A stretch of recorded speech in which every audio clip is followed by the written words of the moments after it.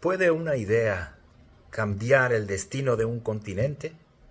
¿Puede una idea clavada en la pared de una catedral reescribir la historia sociopolítica y religiosa de un continente? Esa es la pregunta que vamos a abordar y que vamos a desarrollar a lo largo de este pequeño espacio. ¿Cómo surge ese proceso reformista en Europa? Primero veremos el contexto, personajes como Lutero, Juan Calvino, John Knox y por supuesto la reina Isabel la Católica, su influencia. Entremos en detalle. Para continuar con nuestro estudio, vemos el antecedente de la Europa del siglo XVI, que como relatan muchos escritores era un polvorín, era como esa pólvora a punto de explotar, pues tenía muchos aspectos que analizar. Por un lado estaban las naciones-estados, quienes constantemente desafiaban a los emperadores y a los reyes de aquella época.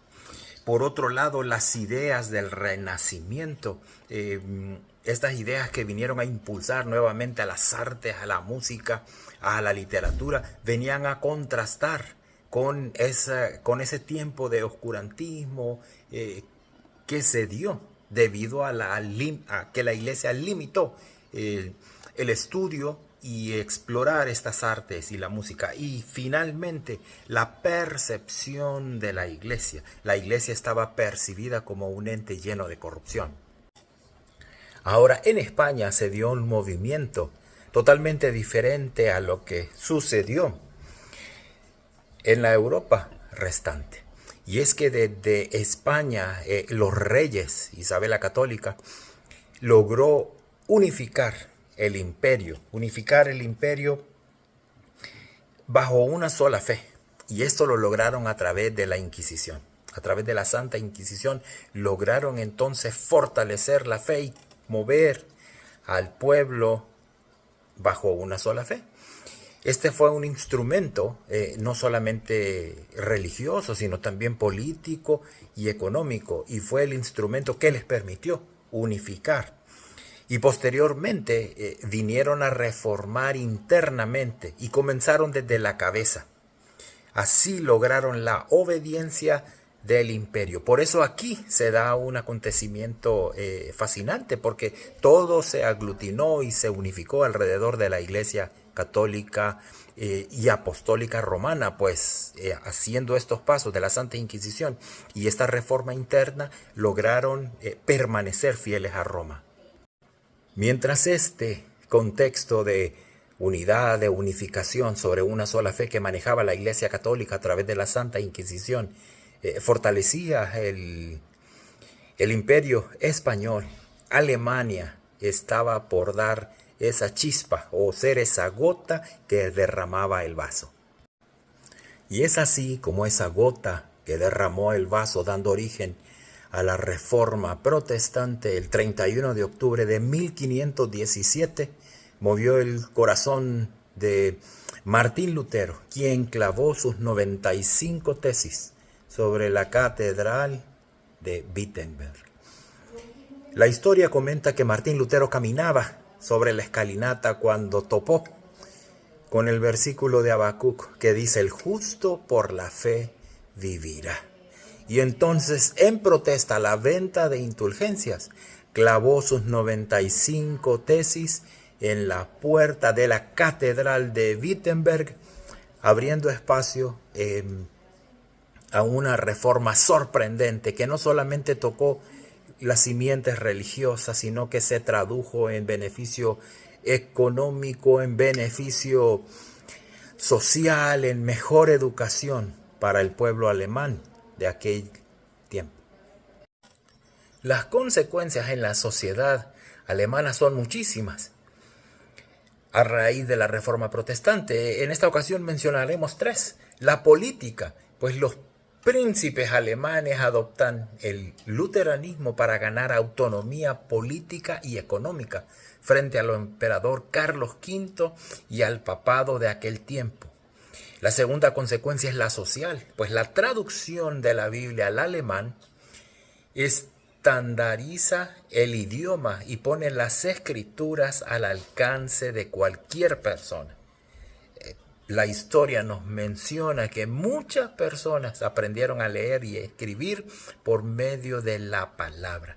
Y finalmente esa consecuencia eclesiástica, que fue la abolición del celibato sacerdotal y el surgimiento de iglesias luteranas nacionales bajo el control de gobiernos laicos. Recordemos que en esta ocasión hasta Martín Lutero dejó el celibato y se casó con una monja también agustina.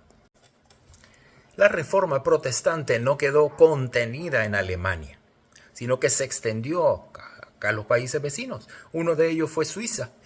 Y por medio de Ulrico Zwinglio llega la reforma protestante a Suiza. Y uno de sus puntos fue un enfoque radical. Zwinglio impulsó la remoción de todo elemento no explícito en la Biblia. Y hablemos de imágenes, hablemos de música de órgano, etc. El segundo elemento fue la unión iglesia-estado.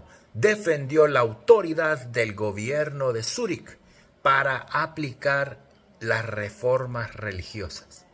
Yo considero que este es un elemento muy interesante porque por tantísimo tiempo se consideró a Suiza como el modelo de las naciones. Tendrá que ver muchísimo la reforma protestante desde esa perspectiva. Y el tercer elemento fue la diferencia en la Eucaristía. Sostuvo que la cena del Señor era un acto puramente simbólico, memorial, a una diferencia de lo que pensaba Martín Lutero. Y en estos tres elementos fundamentales se destacó la reforma protestante en Suiza. Dentro de la reforma también surge el movimiento anabaptista, que eran revolucionarios completos, muy radicales. Y hoy nos vamos a enfocar en 4 elementos. El primero, el principio fundamental: rechazaban el bautismo infantil y solo aceptaban el bautismo del creyente. Por eso los anabaptistas son reconocidos como los rebautizadores. La separación también de la iglesia y el Estado. Fueron muy radicales y abogaron siempre por una estricta separación entre estos dos elementos. A raíz de la separación, pues ellos introducen el elemento ético, que rechazan a los juramentos y a ocupar cargos públicos. Recordemos que Zwinglio fue uno de los elementos que destacó, que la iglesia utilizó los principios del Estado para desarrollar y completar la reforma y llegar a todos los ámbitos de la sociedad. Los anabaptistas no. Como separaron el Estado de la iglesia, pues fueron muy radicales y en ese sentido. ¿Y qué ocasionó todo esto? Bueno, tuvo sus consecuencias, que fueron perseguidos y martirizados por católicos y aún los mismos protestantes que no estaban de acuerdo con ellos. ¿Por qué? Porque al ser revolucionarios alteraron el orden social. Si Martín Lutero fue esa gota que derramó el vaso o la chispa con la cual inició la reforma protestante, Juan Calvino fue el sistematizador. Pues en medio del caos, en medio de tantas ideas que surgen, es Calvino quien se da la tarea en Ginebra de establecer el fundamento, de sistematizar el protestantismo.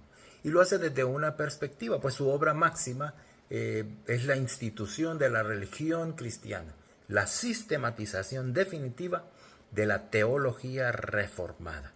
¿Cuál es su doctrina central? La predestinación. Y ahí enfatizaba la soberanía absoluta de Dios. Establece un estricto gobierno eclesiástico y una disciplina moral rigurosa. Y de esta forma es que Ginebra se convierte entonces en centro de entrenamiento para los líderes protestantes. Vemos cómo lo que inició como una reforma se convirtió en distintas reformas o en varias versiones de la misma. Y es lo que sucedió en Inglaterra, que inició con el divorcio del rey Enrique VII mediante un divorcio no religioso, sino más de tipo de corte, ¿verdad? A lo que llamaron la motivación dinástica. y culminó con Isabel I estableciendo la ley media, que hoy conocemos como el anglicanismo, como encontrando ese punto intermedio en el cual todos pudieran convivir. Otro elemento importantísimo fue mantener una estructura de obispos tradicional a lo que veían en la Iglesia Católica, pero adoptaron la doctrina protestante, fuertemente influenciada por el calvinismo. Vemos ahora las grandes diferencias en Escocia e Irlanda, o ese contraste. En Escocia fue más un movimiento popular, iniciado o liderado por John Knox, quien adopta el modelo calvinismo puro y establece el presbiteriano, un gobierno de la iglesia por ancianos electos. Eso es en Escocia. En Irlanda la reforma es impuesta por ley. La mayoría de la población permanece católica, viendo la reforma como una imposición política. Pues esto trajo muchas consecuencias, ¿verdad? Que la religión se convirtiera en un factor clave y duradero y pues de gran tensión política entre Irlanda e Inglaterra. Elementos que iniciaron desde la perspectiva religiosa y que vimos durante la historia mundial, cómo entre estos dos pueblos se generaron actos de muchísima violencia, todos originados desde la perspectiva de la religión. Esas conclusiones que podemos rescatar de la reforma o del movimiento reformador en Europa, quiero mencionar tres elementos. Primero, el contraste de orígenes. España logró la unificación religiosa a través del control de la Iglesia, por medio de la herramienta de la Santa Inquisición, mientras que Alemania y Suiza lograron la unificación religiosa a través de la ruptura y la autonomía. Número 2 es el legado teológico. Las solas de Martín Lutero y la soberanía de Dios de Calvino redefinieron la fe cristiana. Al día de hoy, principios y elementos que perduran y que vivifican nuestra fe. Finalmente, la diversificación. La reforma se diversificó desde el pragmatismo político en Inglaterra hasta el radicalismo pacifista de los anabaptistas, demostrando la complejidad de los movimientos en Europa.